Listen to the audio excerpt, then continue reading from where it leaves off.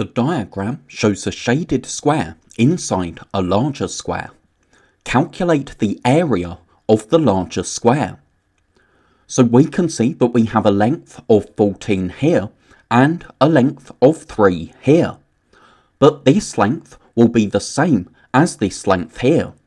So the side length of the larger square will be 14 plus 3, so 17 centimetres.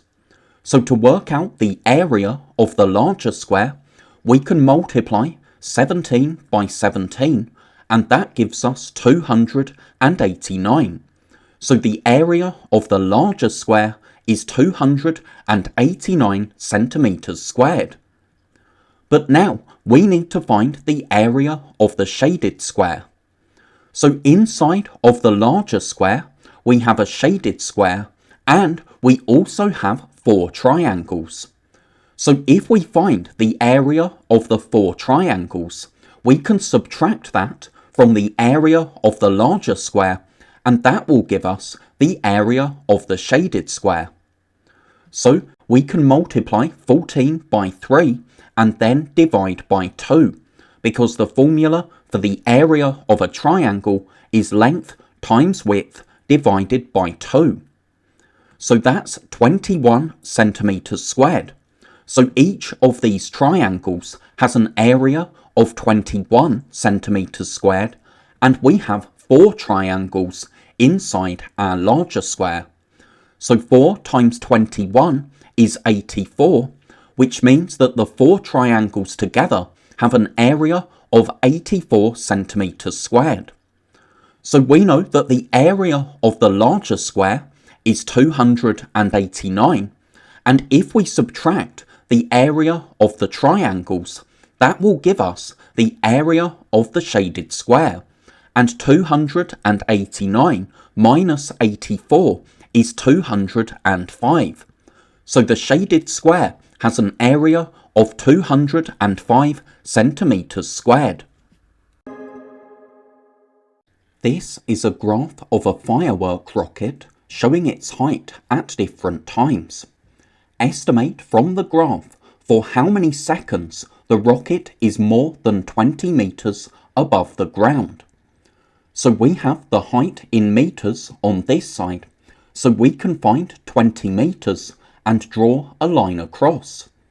We can see that the rocket goes above 20 metres at this point here, so that's about 1.2 seconds, because it's between 1 and 2 seconds, but this line in the middle will be 1.5 or 1.5 seconds.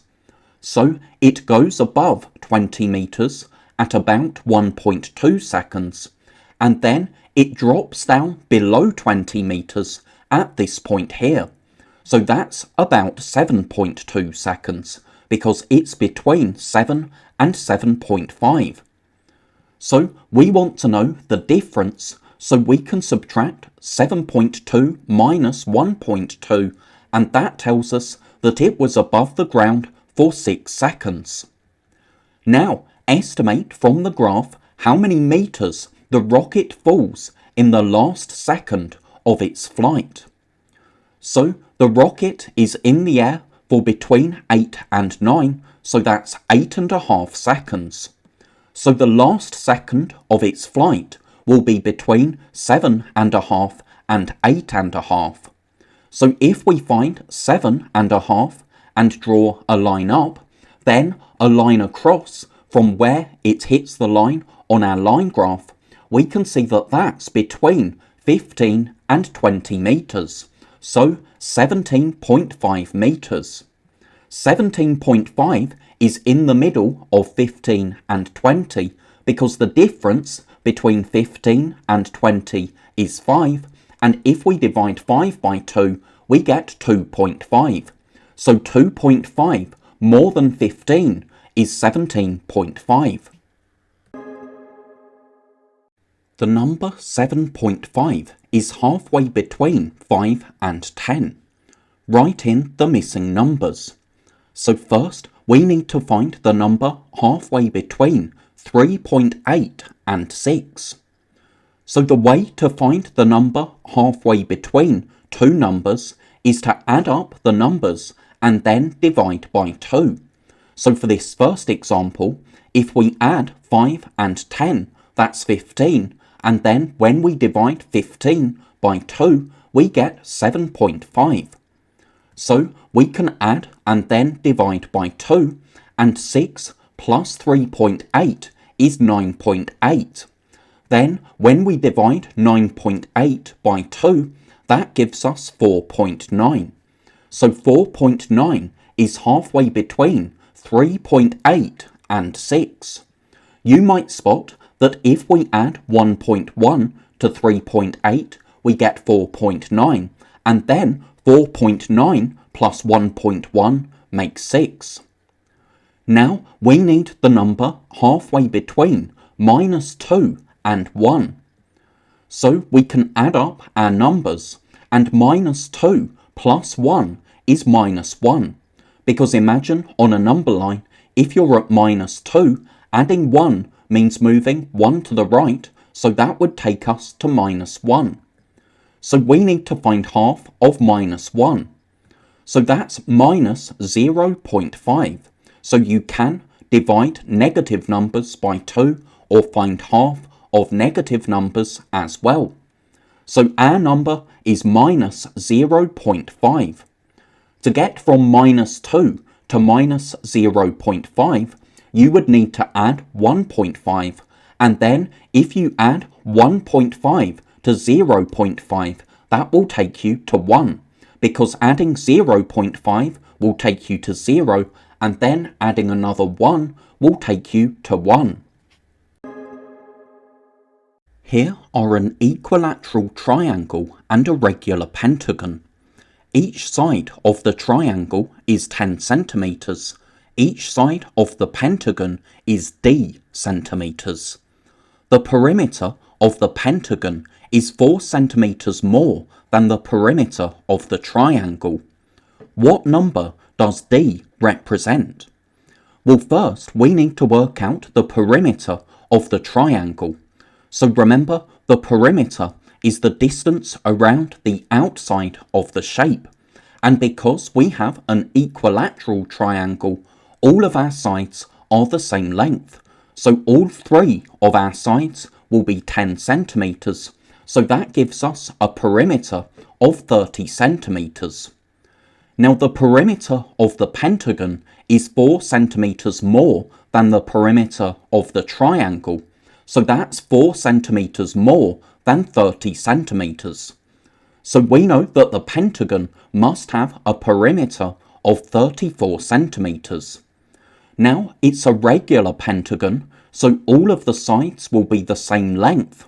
And that means to find the length of one side, if we know that the total length of 5 sides is 34, we can find the length of one side by dividing 34, dividing the total length or the perimeter by 5, because a pentagon has 5 sides. So 34 divided by 5 is 6 remainder 4, so we need to extend with a point 0, copy up our decimal point, and then write the remainder 4 in front of the 10th digit. And then 40 divided by 5 is 8. So the pentagon has sides of 6.8 centimeters, because 6.8 times 5 is 34, and that's 4 centimeters more than 30, so 4 centimeters more than the perimeter of the triangle. So D represents the number 6.8. 2 families go to the cinema. The Smith family buy tickets for 1 adult and 4 children and pay £19. The Jones family buy tickets for 2 adults and 2 children and pay £17. What is the cost of one child's ticket? So the Smith family buy tickets for 1 adult, so we can write A, and 4 children, so we can write 4C, and they pay £19. The Jones family buy tickets for 2 adults, so we can write 2A, and 2 children, so that's 2C, and they pay £17. Now this question is very tricky because usually we need to look at what's the same, but here nothing is the same. The first family only pays for one adult, but the second 2 adults, and the first pays for 4 children, but the second only 2 children. But what we can do is double what the first family pays and what they get for that. So if 1 adult and 4 children is £19, that means 2 adults and 8 children will be £38. Because if you have an extra adult and an extra 4 children, you will need to pay an extra £19, and 19 times 2, or 19 doubled, is 38. So now that we've changed it, we do have 2 statements with one thing that's the same. So now we have 2 adults in both. So we can see what's different here is that in our first statement we have 8 children, and in our second only 2, so that's a difference of 6 children. The first statement is for 6 extra children, and that's an extra £21, because 38 minus 17 is 21. So if we know that the cost for 6 children is £21, to find the cost of 1 child's ticket, we can divide £21 by 6, and that will give us £3.50, so that's the cost of 1 child's ticket. In a survey, the ratio of the number of people who preferred milk chocolate to those who preferred plain chocolate was 5 to 3. So that means for every 5 people who preferred milk, 3 people preferred plain. 46 more people preferred milk chocolate to plain chocolate. How many people were in the survey? So the ratio is 5 to 3. So we can draw 5 bars for milk chocolate and then 3 bars for plain chocolate. We can see that we have 2 more bars for milk than for plain. So that means these 2 bars have a total of 46, because we know that 46 more people preferred milk chocolate, and the more people who preferred milk, the extra people, are in these bars here. So if we know that 2 bars have a total of 46, to find 1 bar, we can divide 46 by 2, and that gives us 23. So we know that each bar represents 23 people. Now we want to know how many people were in the survey altogether. So we have a total of 8 bars, and we know that there are 23 people in each bar. So if we work out 23 times 8, and we might need to use short multiplication here, but that will give us 184. So there were 184 people in the survey. Write the missing fractions. First, we have 1 3/5 plus 3/10 plus something equals 2 7/10. Now we know that when we're adding fractions, we need the denominators to be the same. But here we have a denominator of 5 and here a denominator of 10. Now what we can also do is change our mixed numbers into improper fractions.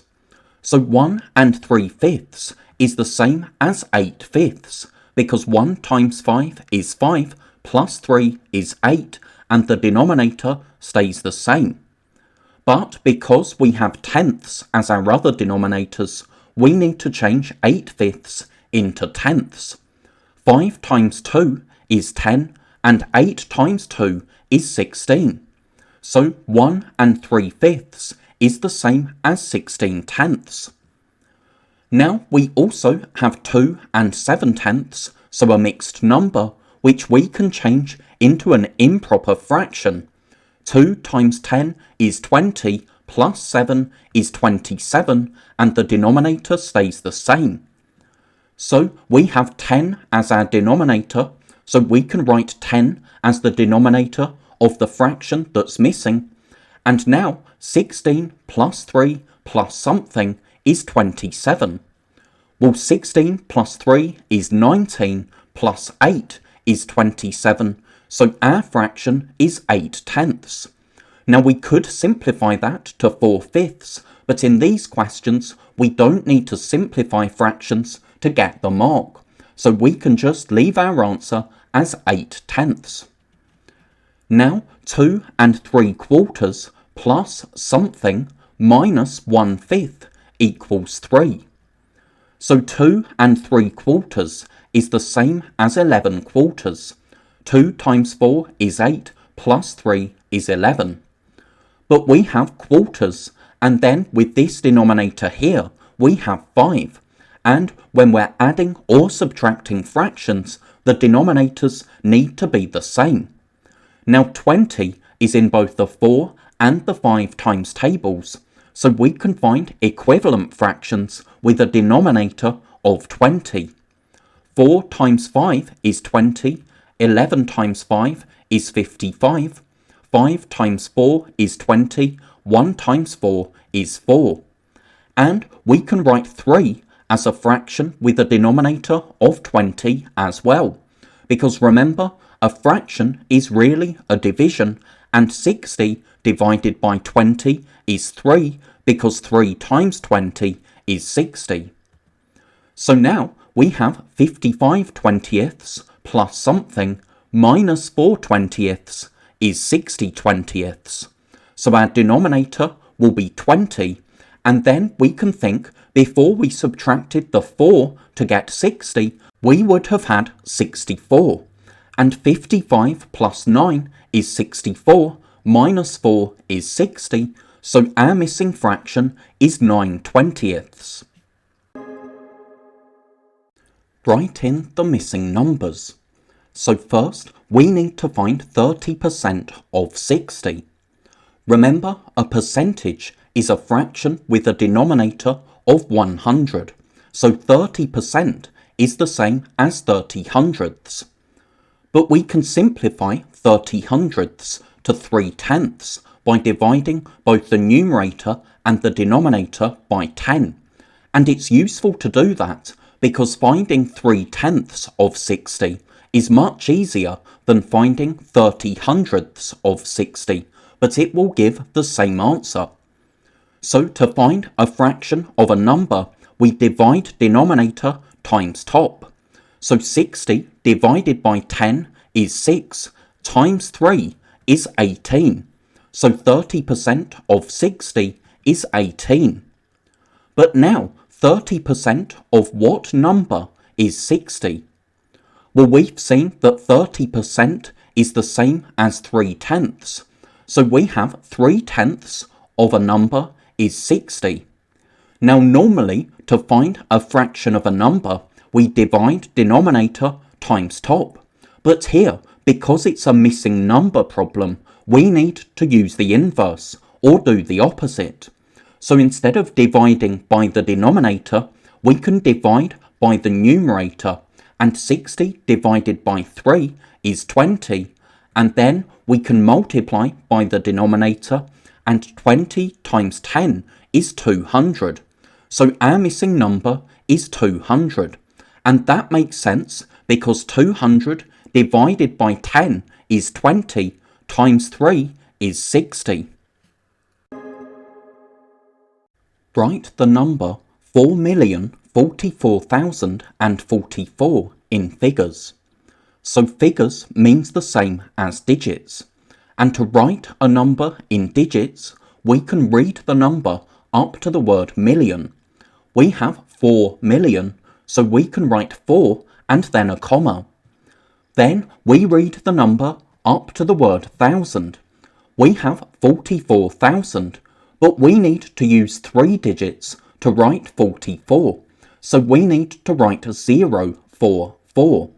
Remember, after the millions, we have 100,000s, 10,000s, and thousands. So to show that we have 4 as our 10,000s and thousands digits, we need to write a 0 in our 100,000s. And then we read the rest of the number. We have and 44. But again, we need to write 44 using 3 digits. So that's 0, 4, 4. And we need to use 3 digits because after the thousands, we have hundreds, tens and ones. So we need a 0 in our hundreds to show that this 4 is in our tens and this 4 in our ones. John had £5. He gave 25% of it to charity. How much did he give? So a percentage is a fraction with a denominator of 100. So we need to find 25 hundredths of £5. But we'll find that easier if we simplify the fraction first. Both 25 and 100 are in the 25 times table. So if we divide the numerator and denominator by 25, that's 1/4. So 25% is the same as 1/4. And we can find 1/4 of an amount by dividing it by 4. So £5 divided by 4 is £1.25. So that's how much he gives to charity. So 100% is the total amount. If we have two 50%, 2 times 50 is the same as 100. So to find 50%, we divide by 2. And then if we have 25% 4 times, that's the same as 100% because 25 times 4 is 100. So that's why to find 25%, we divide by 4.